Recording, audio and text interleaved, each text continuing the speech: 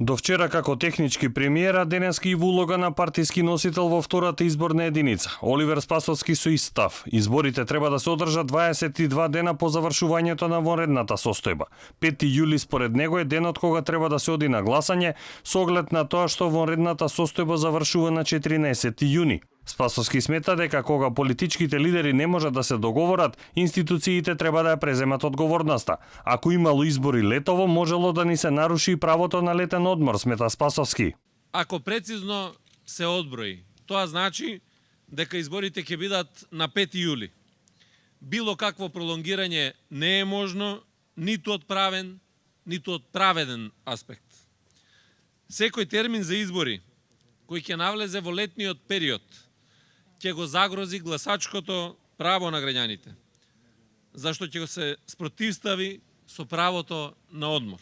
Избори на есен се опасна идеја по здравството и економијата.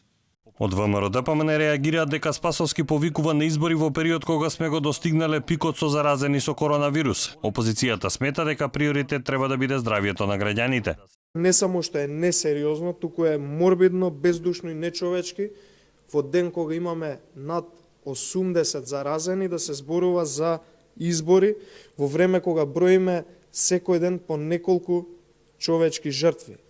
За жал, овие бројки секојдневно се зголемуваат и многу е нечовечки и морбидно и бездушно да се говори на тема избори, туку во моментов треба единствено да ни е во интерес здравието на граѓаните, како да ја намалиме бројката на смртност, бидејќи гледаме дека во моментов Република Македонија е со највисока смртност во регионот.